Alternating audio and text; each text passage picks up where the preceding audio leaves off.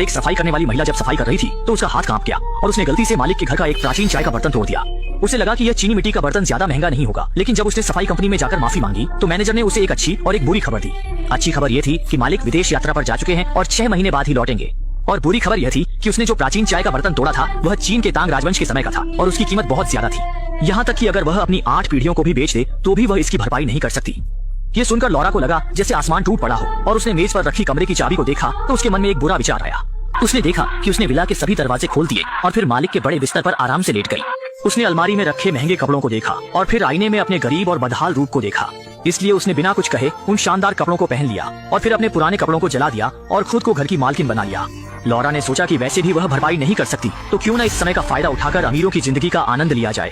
जैसे ही उसे भूख लगी वह रसोई में गई, फ्रिज से अमीरों के खाने लायक स्टेक निकाला और साथ में 1982 की एक बोतल लैफिट वाइन खोली। इस विला को अपना घर जैसा महसूस कराने के लिए उसने मालिक के सभी फोटो फाड़ दिए और उसे अपने सपनों के अनुसार बना दिया। लेकिन इस तरह की जिंदगी केवल 2 दिन ही चली जब अचानक दरवाजे की घंटी बजी। लौरा को लगा कि मालिक समय से पहले लौट आए हैं, इसलिए वह घबराई हुई दरवाजे की ओर बढ़ी, लेकिन दरवाजा खोलने पर उसने देखा कि एक युवा लड़का रास्ता पूछ रहा था। लेकिन जब दोनों बातचीत कर रहे थे तो लड़के की गर्लफ्रेंड अचानक चीख उठी। असल में उसकी गर्लफ्रेंड शाओमेई गर्भवती थी और जल्द ही बच्चे को जन्म देने वाली थी।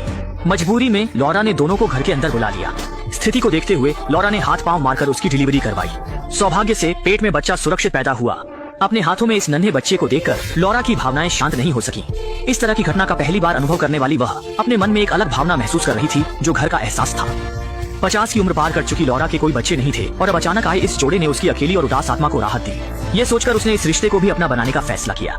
फिर वह खुशी खुशी दोनों के लिए माँ और बच्चे के सामान ले आई और लड़की के बच्चे को जन्म देने के बाद आराम करने के बहाने उन्हें कुछ समय और रहने के लिए आमंत्रित किया, यहाँ तक कि उन्हें जितना चाहे उतना रहने की अनुमति दी। ये देखकर लड़के ने खुशी खुशी सहमति दे दी। रात के खाने के समय लौरा ने लड़के और उसकी गर्लफ्रेंड शाओमेई के परिवार की स्थिति के बारे में पूछताछ की। तब उसे पता चला कि लड़के का नाम निक है और उसकी गर्लफ्रेंड शाओमेई बचपन से ही अनाथ है और दोनों के पास कोई स्थायी काम भी नहीं है। अब तो उनके लिए खाने पीने और रहने का भी संकट है। यह सुनकर लौरा बहुत खुश हुई और तुरंत घर के मालिक की तरह उन्हें लंबे समय तक रहने के लिए आमंत्रित किया और यहाँ तक कि उदारता से कहा, मेरा घर तुम्हारा घर है। उत्साहित निक ने तुरंत यह अच्छी खबर अपनी गर्लफ्रेंड को बताई और दोनों की खुशी का ठिकाना नहीं रहा। वे मासूमियत से सोचने लगे कि उन्हें एक अमीर महिला मिल गई है और भविष्य के अच्छे दिनों की कल्पना करने लगे। लेकिन उन्हें नहीं पता था कि उनके मन में जो अमीर महिला थी वह वास्तव में एक परजीवी थी जो विला में चोरी छिपे रह रही थी। और आने वाले दिनों में शाओमेई बच्चे की देखभाल करने लगी जबकि निक विला के भारी कामों को संभालने लगा। लौरा भी गृहिणी बन गई और परिवार के लिए तीनों समय का खाना पकाने लगी। लेकिन जल्द ही शांत जीवन फिर से बाधित हो गया। उस दिन हर हफ्ते घास काटने वाला माली अपने औजार लेकर आया था। लौरा ये देखकर इतनी डर गई कि उसकी आत्मा जैसे शरीर से निकल गई। उसे डर था कि कहीं उसके घोंसला हथियाने का राज खुल न जाए, इसलिए उसने तुरंत अपनी सारी बचत निकालकर माली को दे दी और झूठ बोला कि वह अब मजदूरी नहीं दे सकती और उसे भविष्य में काम पर आने की जरूरत नहीं है। सौभाग्य से माली ने इस पर शक नहीं किया। सफलतापूर्वक उसे भेजने के बाद लौरा ने राहत की सांस ली। लेकिन इस कदम ने निक के मन में शक पैदा कर दिया कि एक अमीर महिला जो एक आलीशान घर में रहती है वह थोड़ी सी मजदूरी भी क्यों नहीं दे सकती। दोपहर में जब निक लॉन पर काम कर रहा था तो उसने अचानक देखा कि गैरेज में कई लग्जरी कारें खड़ी हैं, लेकिन अजीब बात यह थी कि उनके टैंक में पेट्रोल नहीं था।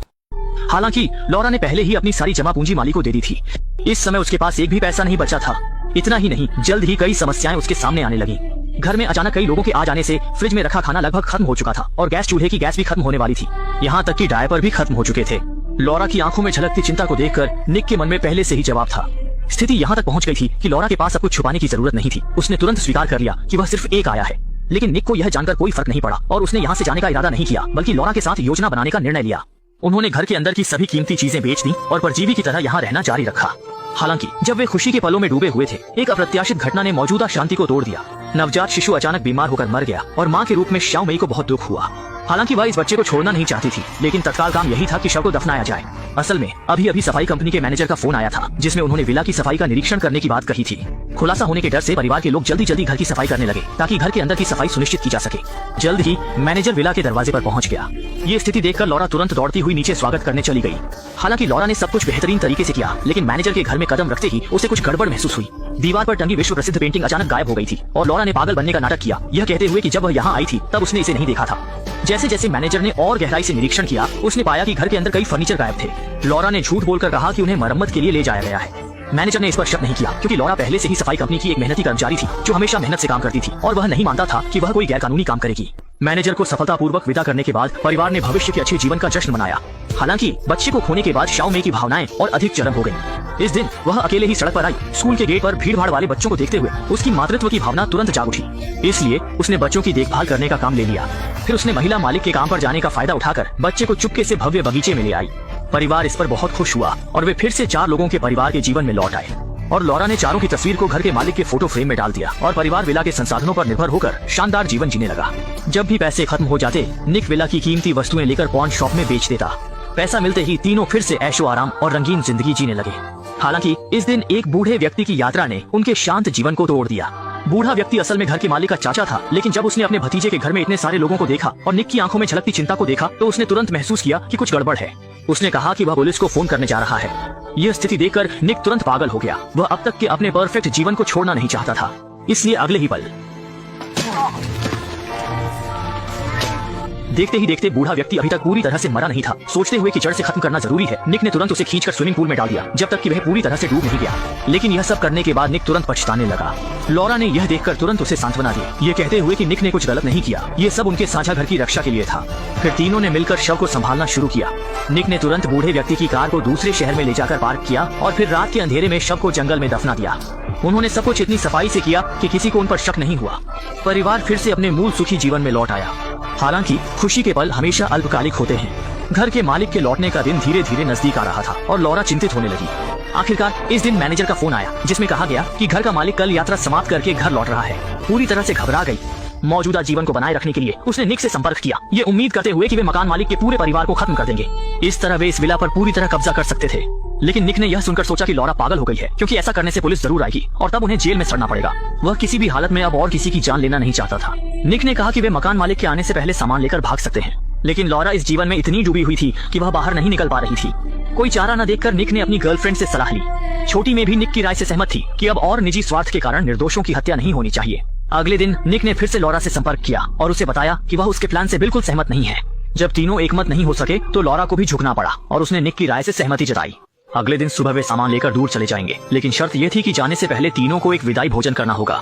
निक ये सुनकर बेहद उत्साहित हुआ, ये सोचकर कि आखिरकार उसके साथी की समझ में बात आ गई। उसने खुशी खुशी ये खबर छोटी में को बताई, लेकिन उन्हें नहीं पता था कि एक बुरा सपना उनका इंतजार कर रहा था। रात में तीनों ने एक साथ डिनर किया, जश्न मनाया और नए जीवन का स्वागत किया। फिर कैमरा अगले दिन सुबह की ओर मुड़ता है। जब मकान मालिक विदेश से घर लौटे तो उन्होंने केवल बिखरी हुई चीजें देखी। घर की सभी कीमती चीजें गायब थीं।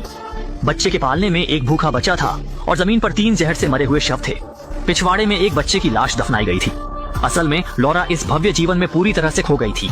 पहले जैसी हालत में लौटने से अच्छा था कि सब कुछ खत्म कर दिया जाए, इसलिए उसने इसी तरह से अपनी खुशी को हमेशा के लिए उस अंतिम क्षण पर रोक देने का फैसला किया। तीनों ने अपनी स्वार्थीता की कीमत चुकाई और फिल्म का अंत यहीं होता है।